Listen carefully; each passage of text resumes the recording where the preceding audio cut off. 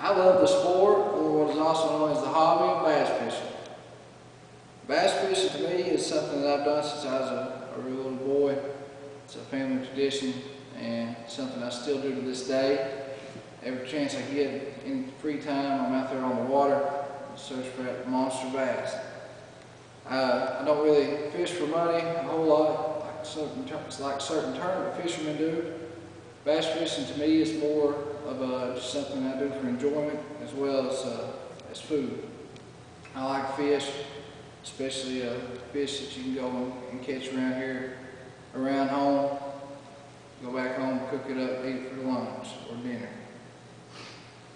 One of the reasons I like bass fishing as much as I do is because it teaches you many lessons. I've learned many life lessons through the sport of bass fishing. But one of the greatest lessons I ever learned from the sport of bass fishing was the importance of a good knot.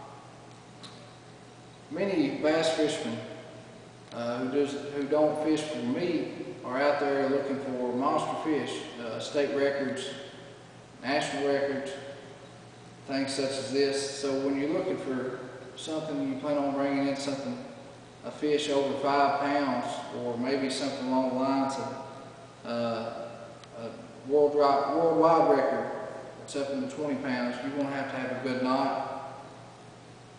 And that was the hardest lesson I learned when I was fishing.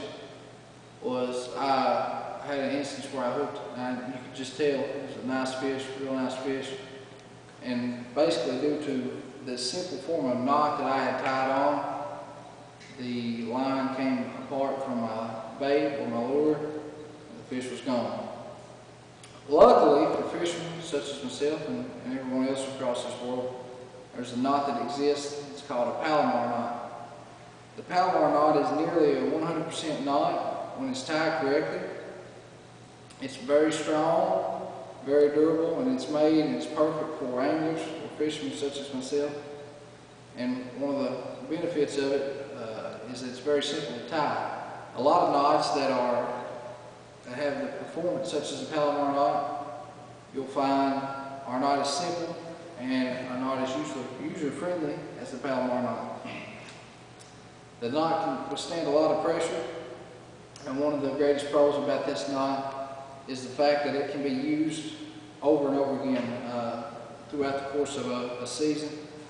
A lot of knots that I've tried in the past, it actually is recommended that you cut off your line and you retie before the next fishing trip. With the Palomar knot, that's not necessary. I've had times where I've left the same bait on a set of line for the entire year, which is something that's very rare in fishing and you don't see a whole lot. But the Palomar knot can handle it. Again, this is a very simple knot to tie. Before we show you how to tie the knot, it's important that you know there's different hooks. They come in different sizes, different weights, different brands and prices, as well as different artificial baits. You'll have top water, deep water baits. They're going to come in colors and sizes, and a lot of varieties as well. But none of that affects any of this. You can still tie the Palomar knot to any fishing bait. And you also come in to find there are different types of line, monofilament, fluorocarbon, different sizes, different colors, different textures, different brands, different prices. Again, none of that matters when it comes to the Palomar knot. Those, and especially for our purposes, they are not important. Now, to illustrate how to tie a Palomar knot, I have here a simple keychain and a string from my hooded sweatshirt. I figured if I brought a fishing line and a hook up here, it'd be hard for my audience to see exactly what I was doing. Therefore, I have this, hopefully it'll be a little more visible to you. This is going to be what I call the tag end of the line. This end's the spool end. Imagine this end is worked down through my rod and tied to my reel. And this is my loose end. Now, to tie the Palomar knot, we'll take your hook. We're going to imagine the inside here is the eye of the hook.